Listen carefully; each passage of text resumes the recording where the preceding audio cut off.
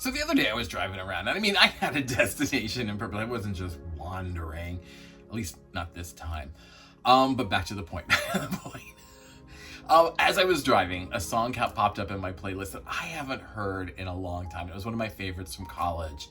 And, man, it took me right back to Baltimore in the 80s. And I felt like I was 20 again. I felt like I could do anything. And I felt like I had a full head of hair and I was dressed to head to toe in black and Doc Martens. And I could remember exactly where I was the first time I heard that song, who I was with, what we were doing. And it was so clear in my head.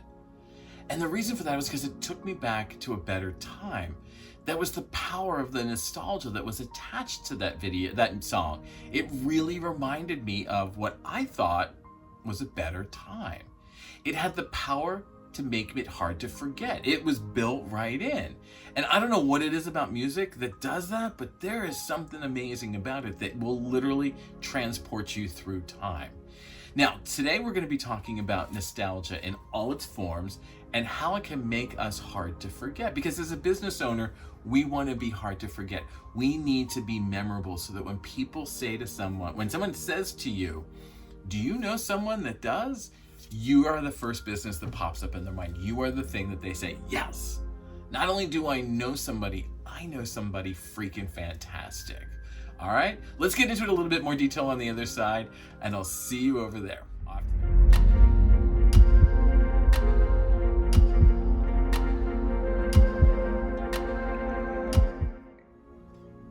Welcome to the conversation where we're going to be discussing the challenges and issues that self-employed small and home businesses face, because our challenges are a little different than the big boys. I'm E.H. Howard, your swanky host, small business owner, and self-employed person. All this week and all of the content we've been discussing being unforgettable, hard to forget. And today we're going to focus on how nostalgia can help make that happen, how that can facilitate you getting to where you need to go. Now, in case you haven't noticed, and you may not have, I don't know how you couldn't, but you might. The 80s and 90s are back, baby, and boy, are they back. And there are a lot of reasons for that.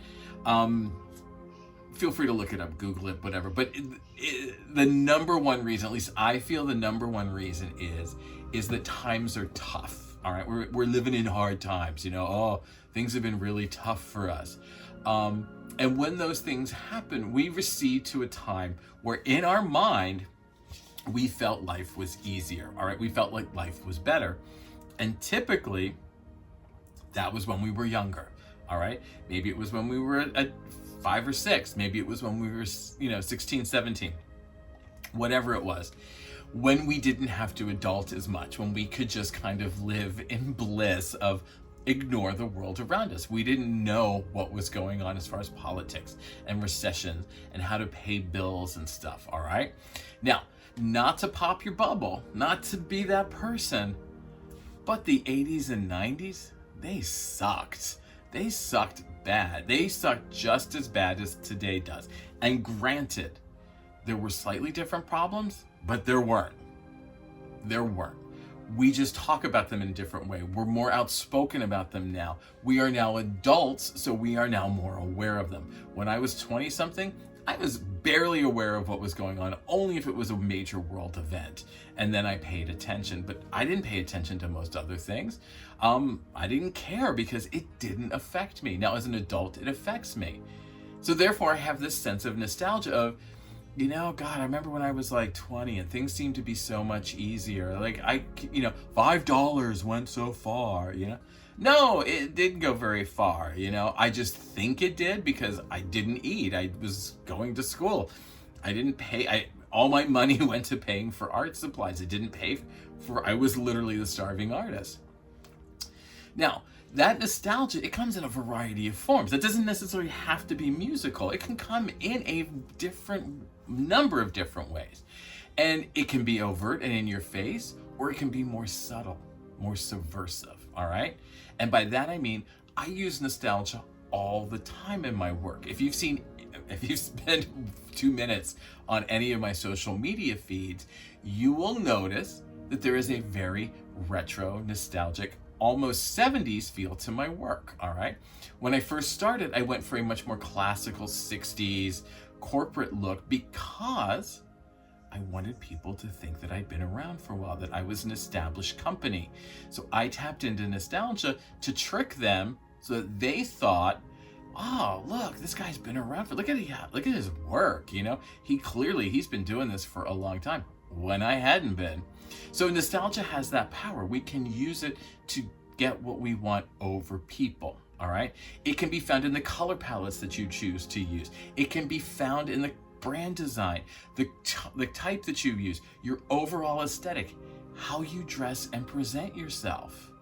It is all part of that nostalgic business that goes to building your brand, that goes to making you memorable.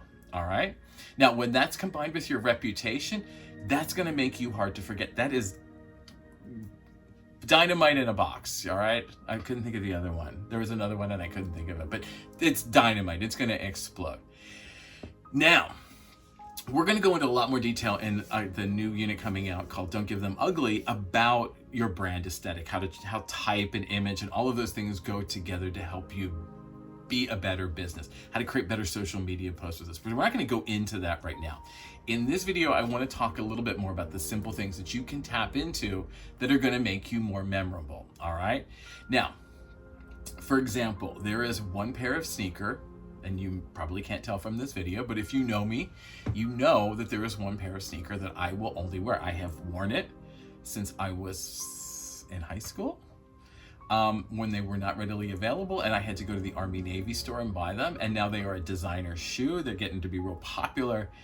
But for the longest time, I was kind of like, oh, the weird kid that wears those. Ah, that's a weirdo over there. Everybody since then, I got married and it's Chucks. I love me some Chucks. And I got married in bright orange Chucks. And that was the wedding party shoe. We all wore bright Chucks. And I would wear them all the time. And people got to know me from networking events. Like, oh, he's the guy that has all the different colored Chucks. That's that guy. Oh, so it would start something and they would come over to me to start a conversation about my shoes. And then I had them. I could start talking to them and I could start selling to them. All right. Now, the same thing with you. There are a lot of people that we are attracted to. We listen to in social media, on television, in life, because we are attracted to their look. We are attracted to the way they are presenting themselves, which in turn is a reflection of their business, which starts a conversation, which helps make them memorable, which makes them hard to forget. All right. I have a great friend of mine, and everything she does, because her company has the word purple in it, everything she does is associated with the color of purple. So as soon as I see purple, as soon as I see it anywhere in the feed, I think it must be one of her messages. Or if I see it somewhere out in public, I'm like, you know, I got to call her. I need to get in touch with her again. It's been a while. That's what I'm talking about. There are lots of ways that you can mnemonically remind people what to do using nostalgia. All right. Because one of the things that we're attracted to, especially with people like, I know for me, for a long time, you know, I was into the rockabilly thing. So if I saw somebody that looked like a rockabilly, I'd be, hey, you know, which is a definite nostalgia look, you know. I have to roll my pants up, not because I'm too short and they don't make pants for short people, which also harkens back to a nostalgic look, which then gets people talking, all right? Because now I've got the shoes, I got the pants rolled up, I've got the whole look going, all right? That's what I'm kind of talking about. As a self-employed smaller home business, we are a huge part of what that customer is buying, right? We are inextricably linked to our business. And unlike big business, the business is us. We are the business. We can't get away from it. And consumers form relationships with us and our business. We can't escape that, all right? Now, we've talked about businesses and how like service-based businesses need to stand out. And while your aesthetic is important, it's also your products, all right? So if you're a product-based business, in other words, if you're making things to sell rather than selling, you know, like tax services or knowledge or skills or something like that, you can sell through nostalgia, all right? Now, one of the things that was having a moment a few years ago is cupcakes. All right. If you remember cupcakes, they were hot like 10 minutes ago. And what is it about cupcakes that is attractive to you? Reminds you of being a kid. For me, my generation, that reminded us of, oh, it was somebody's birthday and they're bringing in cupcakes so we can celebrate their birthday. We can take a break out of learning today and have cupcakes.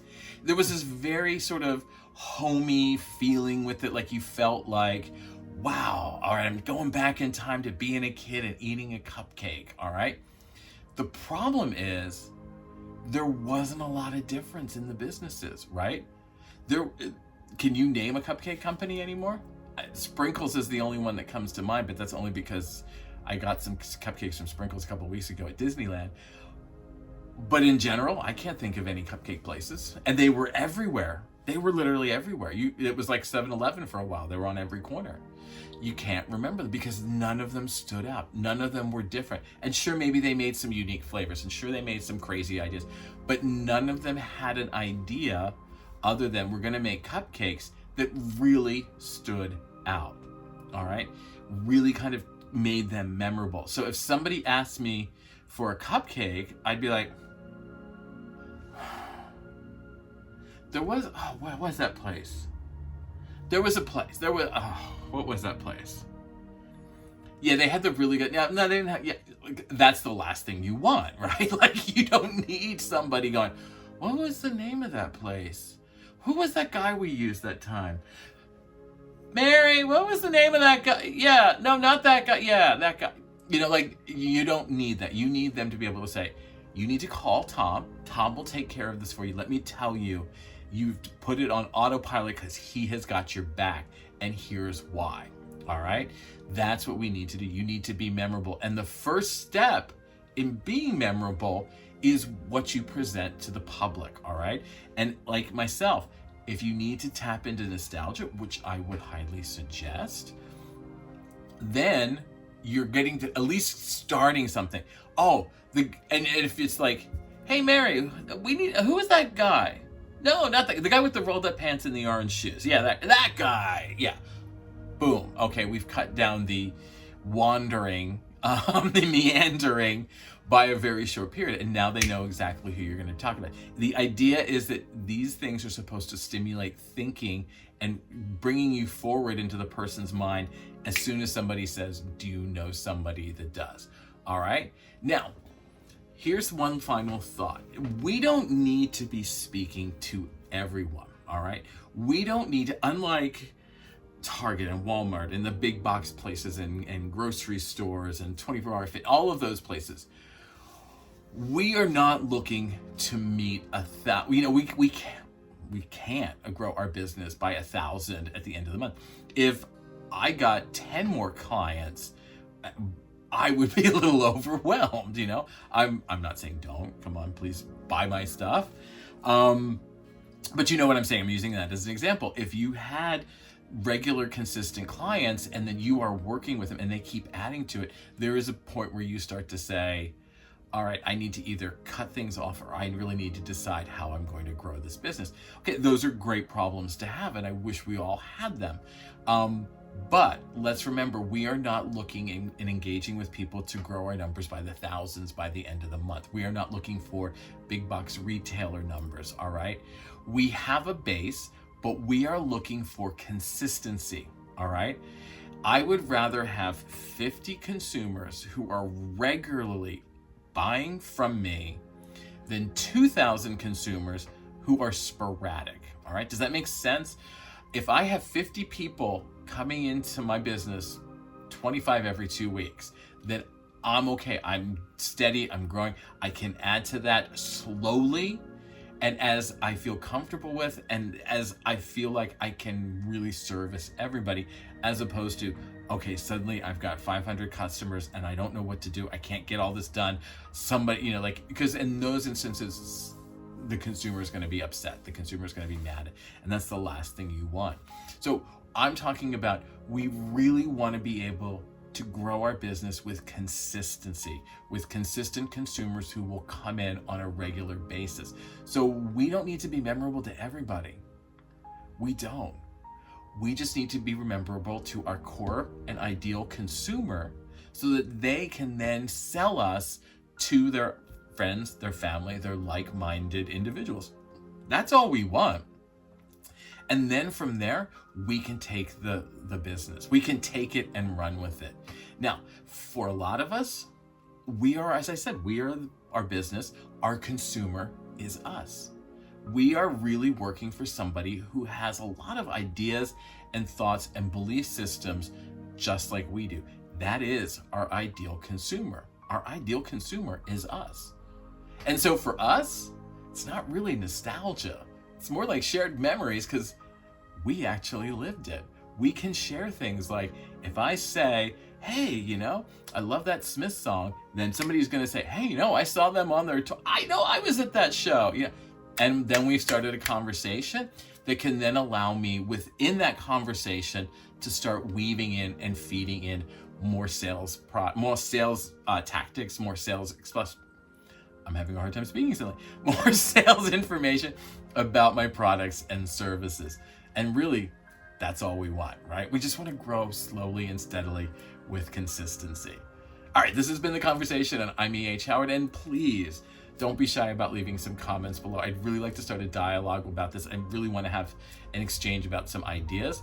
We're all struggling with these things, so your point of view, your opinion is valid, and I would love to hear what you have to say. If you want to access all of the content that is related to this subject matter of being hard to forget, it is in the hub at hub.ehhoward.com. It is your center point for your week. There you will, if you need it, you will find it. And as each piece of content comes available, the link will become active. Follow me on social media. While you're at ehhoward.com, check out all the other stuff we have. There's some free content under the basics. Kind of goes over some basic ideas of basic business things, from things like how to set goals to understanding why social media is important and everything in between. Other than that, I think I will see you in the next video. And I really want to thank you for taking some time out of your day and spending it with me. I truly, truly, truly appreciate it. All right, I'll see you in the next video.